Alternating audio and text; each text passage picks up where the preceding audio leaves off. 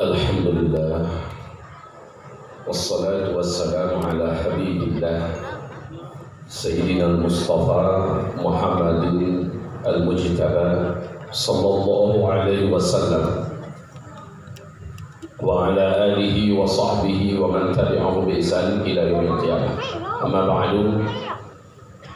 Segala puji dan syukurnya untuk Allah Subhanahu wa taala. Salawat dan juga salam kita untuk Rasulullah sallallahu alaihi wasallam. Pemuda dan masjid. Siapa yang dikatakan pemuda? Siapa yang dikatakan orang tua? Menurut konsep Al-Quran, pemuda adalah seluruh yang masih mampu menjalankan syariat Allah Subhanahu wa taala, bergerak dengan kakinya dan memikul beban dengan tangannya, dan dia masih bisa mengangkat pedang untuk berjuang untuk agamanya, maka dia adalah pemuda. Makanya Imam Ahmad bin Hanbal menolak ketika beliau sedang latihan berpedang, latihan melempar tombak pada usianya sudah 70-an tahun. Ditanya kepadanya, bukankah engkau sudah tua? Bukankah urusan ini kami yang pegang? Kata beliau, sampai di mana batasan tua? Selama masih bisa mengangkat senjata untuk membela agama Allah, dia masih pemuda. Maka Nabi Muhammad mulai perang Badar di usia beliau 54 tahun, lebih kurang. Sahabat-sahabat Nabi yang lain sekelas Abu Bakar As-Siddiq sudah di atas 50 tahun mulai perang. Kalau cerita tentang pemuda, jangan pernah sesekali kita berkata ambolah bepunduh, ambolah limu punduh dan tunggu. Makanya orang kita cepat lemes dan cepat lemah karena sudah menganggap dirinya tua. Padahal dia sesungguhnya masih pemuda. Bila Bapak Ibu lihat ayah saya yang di sudut tiang sana, usia beliau sudah 108 tahun. Pernah beliau mengasah pisau sampai tajam. Apa kata beliau? Kok aduh parang di Indonesia aku nanti Ustazah, dia akan bawa pisauku ya cucukan ke kepala musuh-musuh Allah Tuhan. Itu namanya anak muda. Walaupun sudah ubah dan semua, udah 108 tahun. Anak muda masih mampu menjalankan sunnah Rasulullah SAW. Mahathir Muhammad itu anak muda. Waktu beliau terpilih kembali menjadi Perdana Menteri 2 tahun yang lalu, usianya saat itu 92 tahun. Lihat cara berjalannya. Dia berjalan dengan dada lurus, perutnya kempis dan lurus dia berjalan. Suaranya masih terang, masih enak diajak berkelakar dan berbicara. Ternyata beliau punya hobi 1 minggu 3 kali naik kuda. Satu naik kali naik kuda 20 km jarak tempuhnya. Makanya badannya lurus. Kalau berkuda itu memang seperti itu, harus seperti di posisi tubuh. Itu namanya anak muda. Tapi kalau anak muda belum lagi dituakan oleh Allah umurnya, sudah seperti tua gayanya. Bongkok, tambah jadi. Jadi kita kembalikan makna muda kepada pengertian yang sesungguhnya. Sudah pikun, sudah kencing sembarangan, sudah seperti anak kecil mudah menangis, baru orang tua. Maka dengan ini saya katakan pemuda dan masjid dalam artian adalah selagi dia masih produktif. Di Amerika Pak, Donald Trump itu berapa umurnya sekarang? Sebelumnya George Walker Bush, Ronald Reagan, itu berapa usia mereka? Tanyakan kepada orang-orang yang di Amerika sana, di Eropa sana, lihat semakin tua mereka semakin produktif. Sementara kita baru mulai ke minyak dipensiunkan, baru mulai ke boleh sebenarnya pengalaman hidupnya sudah matang, dia sudah betul-betul mampu bekerja lebih besar lagi dipensiunkan. Akhirnya anak muda yang sedang di puncak minyaknya baca apaan? Akhirnya mengalami post power syndrome, mengalami kehilangan kepercayaan diri. Ini yang salah di kita Pak, di Indonesia. Mestinya tidak ada cerita pensiun, karena pensiunnya manusia beriman di muka bumi ini adalah ketika dia menghembuskan nafas terakhirnya. Ibnu Taimiyah ditanya, kapan engkau istirahat? Kapan engkau akan mengambil waktumu dan hak badanmu? Apa kata beliau? Al-hayatu, hidup ini adalah juhdun wa jahdun wa nasab. Hidup ini adalah perjuangan, hidup ini adalah tempat keletihan, hidup ini adalah tempat bercocok tanam. Wal mautu rahatuhu, kematianlah tempat istirahatnya. Waktu istirahat orang beriman itu cuma mati. Jadi kepada yang merasa dirinya tua, baru beruban 1-2, lalu sudah mengklaim saya sudah tua, bukan saatnya lagi bermain kuda, bukan saatnya lagi saya untuk micin, bukan saatnya lagi saya untuk berpacu, bukan saatnya lagi saya untuk main olahraga, bukan. Dan ini adalah kekeliruan yang harus dibuang jauh-jauh. Tayyib ini anak muda. Terus masjid. Masjid ini secara kosakata adalah tempat sujud. Bangunan yang khusus dibangun untuk tempat orang sujud beribadah sholat 5 waktu kepada Allah, dan di sana bisa dilaksanakan sholat Jumat, itu masjid. Tetapi masjid dalam artian sempit itu cuma masjid dalam artian luas, dia adalah pusat pengendalian seluruh urusan Islam dan kehidupan manusia di dunia di masjid. Sekarang orang membatasi masjid di tempat sholat, sehingga kalau sudah bicara tentang olahraga jangan di masjid. Kalau sudah bicara tentang bisnis, jangan di masjid. Kalau sudah bicara tentang politik, jangan di masjid. Akhirnya masjid dikecilkan artinya. Padahal masjid adalah pusat pengurusan-urusan yang berkaitan dengan manusia di dunia ini dengan syariat Allah Subhanahu wa taala. Apapun yang berkaitan dengan kemanusiaan di masjid bicaranya. Pernah saya sampaikan dulu, sewaktu masih ada fobia tentang jangan bawa-bawa politik di masjid, saya sudah sampaikan. Nabi Muhammad itu seorang kepala negara apa bukan? Sepakat orang menjawab iya. Setelah Nabi Muhammad meninggal dunia, Abu Bakar As-Siddiq seorang kepala negara apa bukan? Dia mengelola pemerintahan apa bukan? Sepakat menjawab iya. Kemudian setelah Abu Bakar As-Siddiq meninggal dunia, digantikan oleh Umar bin Khattab. Umar bin Khattab 2/3 dunia takluk dalam kekuasaan Islam. Pertanyaannya, apakah di masa Umar bin Khattab beliau bukan seorang kepala negara? Iya, kelasnya mengalahkan Donald Trump sekarang. Umar bin Khattab kelasnya mengalahkan Donald Trump hari ini. Umar bin Khattab. Pertanyaannya, di manakah Rasulullah mengelola negara? Apakah ada istana khusus dibuat oleh Rasulullah? Bangunan khusus dibangun oleh Rasulullah? Di mana beliau mengelola masalah perang? Di mana beliau bicarakan masalah politik? Di mana beliau membicarakan masalah hukuman? Di mana beliau membicarakan masalah damai? Di mana beliau membicarakan masalah muamalah dan sebagainya? Di mana? Adakah gedung khusus dibangun Rasulullah? Tidak, di masjid. Maka kader-kader dibangun Rasulullah di masjid. Generasi-generasi dicetak oleh Rasulullah di masjid, dan mereka dibuat nyaman di dalam masjid. Sampai-sampai Rasul melarang, jangan kamu larang anak-anak kecil dibawa ke masjid. Kalau mereka menangis, biarkan mereka menangis di masjid. Mereka harus merasakan masjid adalah tempat yang paling nyaman. Beda dengan orang sekarang, anak kita di bawah masjid, lain kalau nama maka anak kau, lain tak kami dua juga. Mulai anak menangis kita, baik, mama nangis juga nih. Hei, udah. Akhirnya anak-anak merasa masjid adalah tempat orang-orang jahat. Masjid adalah tempat orang-orang yang bengis. Masjid adalah tempat orang-orang yang kejam. Bayangannya tentang masjid adalah kekerasan. Padahal Rasulullah sampai bertonggok cucunya Hasan Hussein di punggungnya ketika beliau sujud, sampai ada yang duduk di atas kepalanya ketika beliau sujud, beliau biarkan dan sujudnya lama sehingga para sahabat menyangka jangan-jangan Rasulullah meninggal dunia. Lalu ada di antara sahabat yang berani mengangkat kepalanya saat sujud, dia lihat ternyata cucu Rasulullah sedang bertengger di kepala Rasul. Rasulullah baru angkat kepala dan duduk saat cucunya sudah pergi. Ini maknanya apa? Dibiarkan oleh Rasulullah anak-anaknya, cucu-cucunya untuk ada di dalam masjid. Maaf, sekali lagi, di masjid tempat Rasulullah mengolah segala-galanya. Maka masjid harus kembalikan kepada posisinya semula. Jangan hanya dikatakan masjid khusus tempat sholat.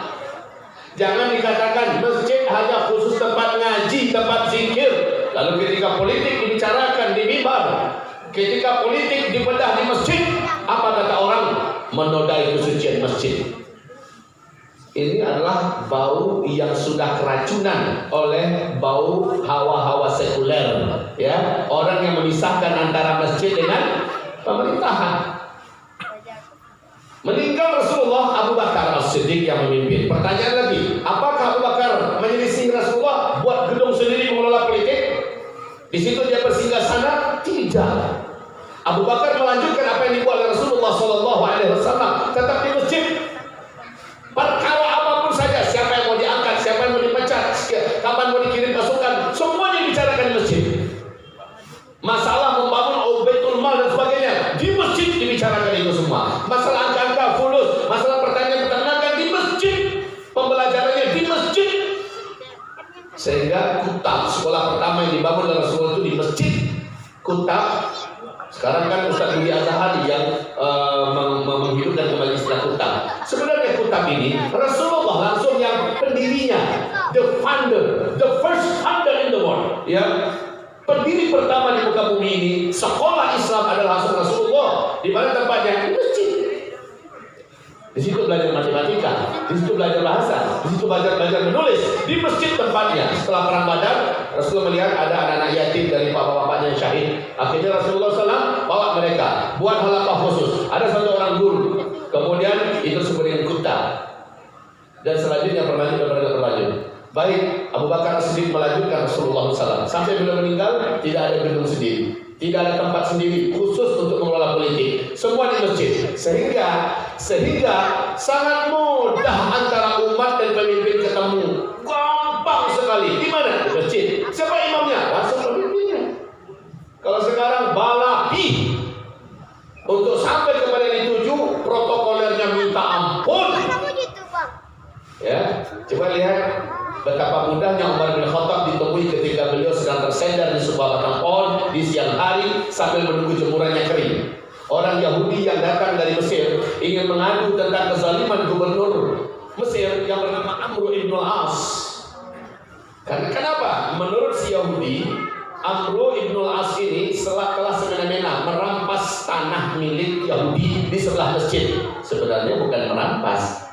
Gubernur Islam ini, beliau melihat makin banyak orang masuk Islam, masjid penuh sesak membludak, wajib diperbesar dan diperlebar. Ini konsep Islam, Pak. Selagi masjid itu masih bisa diperlebar, jangan buat lagi masjid baru. Lihat dulu tanahnya oleh suwo kita buku belakang Pak Nadang saja itu dia masjid Nabawi. Dulu kita sekarang ku apa angka dulunya. Tapi kemudian membesar. Karena begitu, jangan banyak masjid kedua bangga. Akan bisa dicit di sebelah aku 50 meter jangan bisa dicit. Beda mazhab kakak balah musajid. Ya. Beda guru kayak lakum dinukum waliyadin. Nah, ini bahayanya kalau dari masjid tidak mencontoh Rasulullah SAW. Kembali pada cerita Umar bin Khattab. Lalu si Yahudi dirayu oleh Amr bin As, jualah tanahmu, kami akan beli. Bukan ganti rugi, Pak. Kalau pemerintah yang zalim, ini keputusan negara, kamu mikir ganti rugi. Memang rugi ini. Kalau ini tidak, didatangi baik-baik dan ditawar tanahnya. Kami mau pelebaran masjid, tapi terbentur oleh tanah sebelah masjid. Kami beli ya. Kata si Yahudi tak jual. 2 kali lipat kami beli dari harga normal, tak jual. Sampai ke tingkat harganya sudah tidak masuk akal. Yahudi berkata, tidak ada yang jual kan menang. Kalau pemerintah yang zalim, ang rakyat kalirang, ang rakyat kurang ajar. Tapi ini bukan pemerintahan macam itu. Lalu Umar bin Abdul Aziz setelah tahu orang Yahudi ini seperti ini, apa katanya? Dia perintahkan cari tanah yang paling strategis di tengah jantung kota Mesir, berikan tanah itu untuk si Yahudi, lebih baik, lebih besar, ya, lebih strategis, berikan kepadanya, ambil tanah ini. Luar biasa, Pak. Disediakan tanah yang lebih rancak, lebih gadang, lebih strategis di jantung kota, berikan kepada si Yahudi. Ambil tanah ini. Marah-marah Yahudi. Nah, kalau tidak mau itu tidak Yahudi namanya. Yahudi itu taknya ada. Hatinya muah busuk, dengki. Itu namanya Yahudi. Itu ada orang muda itu tengah warga tuh Yahudi itu Pak. Kemudian si Yahudi pula si Yahudi luar biasa kepanasan. Tapi dia tahu bahwa konon kabarnya pemimpin tertinggi orang Islam yaitu Umar bin Khattab adalah orang yang sangat adil. Kemudian dia pun bertolak dari Mesir menuju ke Madinah. Nah, ini dia cerita berkaitan dengan masalah masjid. Ya, sampai di Madinah, bertanyalah dia kepada orang-orang yang ada di Madinah, di mana istananya Umar bin Khattab. Orang nunjuknya ke masjid. Setiap orang ditanya, orang nunjuknya ke masjid. Tak puas Yahudi ini, karena dia butuh Umar untuk di istana, ditemui resmi di istana. Pikir hatinya Islam ini punya pemerintahan di mana pengelolaannya adalah di luar masjid. Setiap ditunjuk ke masjid dia nggak percaya. Terakhir dalam keputusasaannya dia berjumpa dengan laki-laki yang tegap, kuat, sedang duduk di batang pohon. Itu adalah Umar ya. Dia nggak tahu kalau itu adalah Umar bin Khattab yang dia cari. Laki-laki ini sedang jemur baju. Dia datang, Pak, numpang dan nyuci. Asia. Ambu orang dari Mesir, orang dari Jawa, Yahudi. Oh Yahudi ya, yo Pak. Tuh memang ini udah kerasa bahasa kita aja ya. Maaf, mungkin ini karena mau disebarkan kemana-mana, bahasa Indonesia kembali. Pak, saya orang Yahudi dari Mesir, saya mau bertanya. Tanya apa? Bapak tahu Umar bin Khattab? Saya tahu. Enggak tahu, enggak ulang ya. Dia enggak tahu kalau ia adalah Umar bin Khattab. Ya. Kamu mau apa dengan Umar bin Khattab? Ada yang penting, Pak. Jadi tolong tunjukkan kepada saya di mana istananya. Apa kata Umar bin Khattab? Dia ada punya istana, seluruh urusan negara dikelola dan diputuskan diselesaikan di dalam masjid.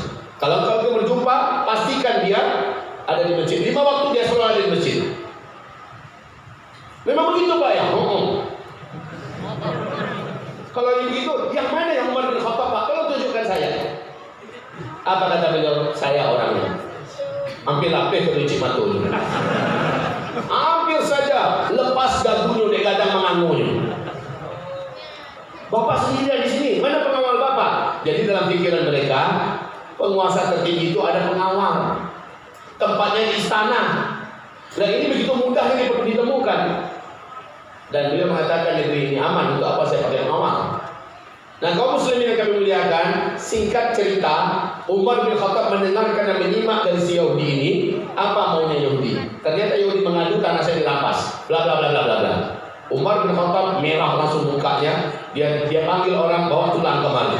Lalu Umar dengan belati yang tajam digoresnya lurus tulang itu, zoet, lalu dibungkus. Lalu kata Umar kepada Yahudi, ini bawa tulang.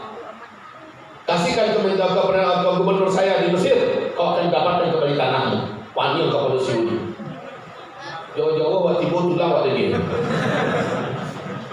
Tapi bagaimana lagi? Maka dia pun berangkat, langsung singkat cerita langsung dia serahkan kepada Umar bin Abdul Aziz di Umar bin As ya. Dia serahkan tulang itu dan dibuka oleh Umar bin As. Pucak Umar bin Amr bin As ini pucak. Kenapa pecah? Dia lihat tulang dan di atas itu ada goresan yang sangat ditekan dengan pisau yang sangat tajam, lurus. Lalu kata Umar, kata Amr bin As kepada tukang-tukangnya, stop kerjaan kalian, hancurkan semua yang sudah kalian bangun, tanah serahkan kembali. Kembalikan seperti sedia kala keadaannya, kembalikan kepada si Yahudi. Tambah pening si Yahudi. Ada apa ini? Saya datang jauh-jauh mengadu ke Umar, dikasih tulang, saya kasih tulang kepada gubernurnya, tanah saya dikembalikan. Ada apa ini? Maka menjawablah Amr bin As, tulang ini adalah isyarat.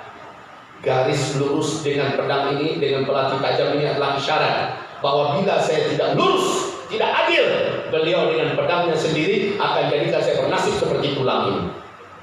Tajam analisa orang-orang yang jenius, yang pintar, Pak. Inilah salah satu tipikal gubernur yang ditunjuk oleh Umar bin Khattab. Lalu apa kata Yahudi? Seperti sampai ke situkah keadilan Islam? Iya. Maka apa kata Yahudi? Kalau begitu saya ingin memeluk Islam. Bersyahadatlah dia. Setelah syahadat masih Islam, apa katanya? Tanah itu jangan, tukang jangan dihentikan kerja. Teruskan, saya wakafkan tanah itu untuk Islam. Baik kaum muslimin, ambil pelajaran balik bahwa ternyata masjid adalah tempat di mana segala-galanya diurus dan dikelola di sana.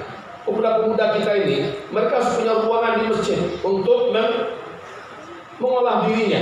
Mungkin di masjid perlu ada tempat di mana mereka bisa latihan bela diri. Mungkin di masjid ada latihan kepemimpinan. Mungkin di masjid ada latihan politik. Di masjid ada latihan-latihan yang seluruhnya berguna untuk mengelola negara, untuk mengolah sebuah pemerintahan. Masya Allah, ini sesuatu yang sangat besar yang ditinggalkan oleh umat, dan hal ini disadari oleh Recep Tayyip Erdogan, di mana dia mulai mengembalikan anak-anak muda ke masjid. Kembalikan mereka ke masjid. Yang akan memimpin ke depan adalah pemuda yang keluar dari masjid, di mana mereka digembleng di masjid, menjadi hafiz, menjadi ulama, lalu dilatih kepemimpinan, dilatih kepatriotisan, dilatih keahlian dalam berwira swasta, keahlian dalam berbisnis, keahlian dalam berperang, keahlian dalam teknologi di masjid.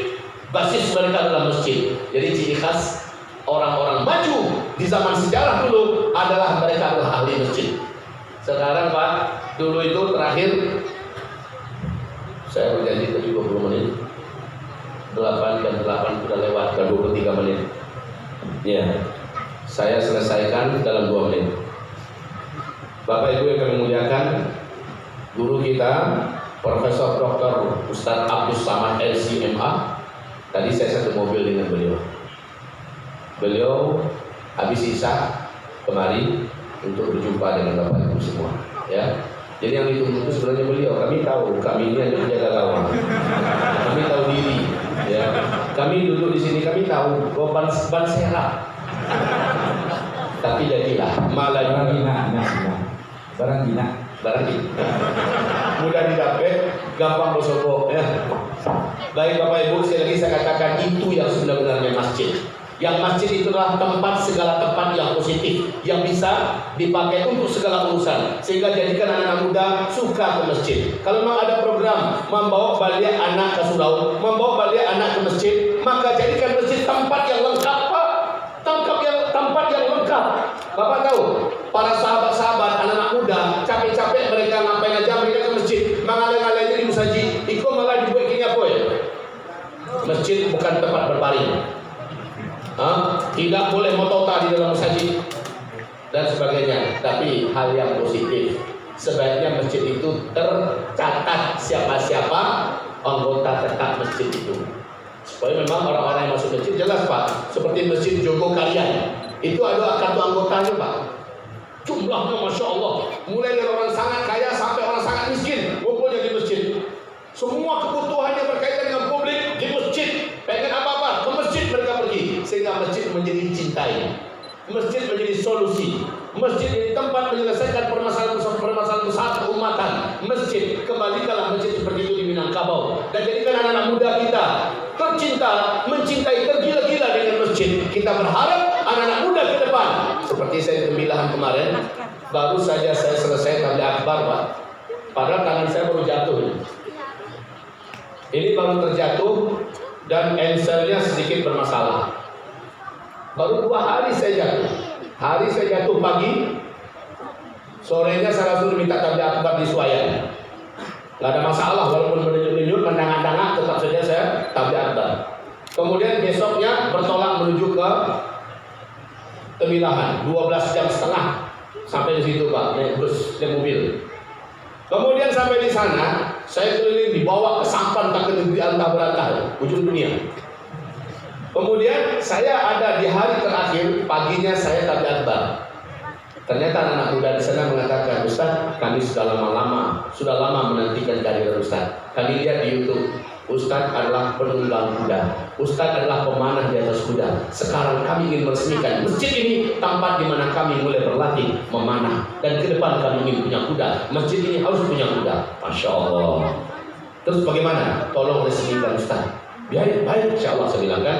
Ternyata resmikan bukan resmikan dengan kata-kata, nyobau anak panah itu sekali, nyobau usul tangga berikut. Dalam arti yang tidak berpikir orang bapak. Itu tentu harus megang jauh-jauh tangan apa. Saya bukan orang kidal Pak bisa macam itu, ya harus begini. Dengan mantap mau bismillah gitu kan. Kok Pak rasanya ikut digaji. Alhamdulillah jaraknya kayaknya boleh-boleh hanya 7 meter. Bagi saya itu 7 meter itu ketawaan tuh Pak. Karena biasa udah lepaskan anak panah itu di atas 40, 50, 70, 90. Ini 7 meter. Dalam hati kita galak. Galak ketawa kita melihat dekat betul. Tapi dia tangan sakit dan kepul jauh rasanya. Mulai saya tarik Pak. Dia kasih yang kecil. Yang balasnya hanya 20. Saya mulai menarik. Enggak, yang 20 itu saya nggak mau. Melihat aja saya beli. Biasanya saya menarik yang 40 ke atas. Masa dikasih 20? Maka saya ambil yang 30. Saya tarik. Oh mak rasanya lain sakitnya minta ampun. Tapi demi anak-anak muda ini, anak-anak muda yang semangat ini, dan mereka sudah berharap-harap saya menarik anak-anak busur mereka. Saya tarik. Bismillah, Allahu Akbar. Saya arahkan ke arahnya Pak. Lalu saya lepas. Anda yang suka lapih tangan dulu. Saya lihat, alhamdulillah ikan walaupun seharusnya dia kan ada di Jawa. Jangankan itu Pak. Ambillah apel cie atau anggur jarak-jarak 10 meter, insya Allah masih bisa tembus gawang. Iko di tangan sakit, target Ciko bukan boleh gawang. Kemana itu? Takkan Ciko aku itu. Tapi bagi mereka itulah hebat tuh. Rupanya mereka kan kuasa tuh. Bagi mereka itulah hebat. Setidak-tidaknya kita motivasi anak muda kita Pak. Kalau dijadikan masjid sebagai sarana olahraga. Kalau perlu adakan tempat berenang dekat masjid di mana laki-laki saja dan ada adabnya. Apa tuh? Itu kolam ikan. Baik kaum muslimin yang memuliakan, ini maksud saya pengurus masjid dan seluruh para pengurus masjid dimanapun di Indonesia ini, coba jadikan masjid memang tempat di mana anak muda kita mencintai masjid, karena kebutuhan mereka sebagai anak muda yang positif tersalurkan di masjid. Mari Bapak Ibu lahirkan generasi pemimpin di masa yang akan datang, dan markas untuk itu adalah masjid. Maka baiknya seluruh Bapak Ibu agar anak-anak tidak liar ke bioskop, tidak liar pergi ke tempat-tempat acara permainan, tempat pariwisata semacamnya, jadikan masjid adalah markas di mana di sekitarnya disiapkan segala sesuatunya. Barakallahu fikum wa fina jami'an. Nastaghfirullahal azim li wa lakum, la haula wa la quwwata illa billah. Subhanakallahumma wa bihamdika asyhadu an la ilaha illa anta astaghfiruka wa atubu ilaik. Wassalamu alaikum warahmatullahi wabarakatuh.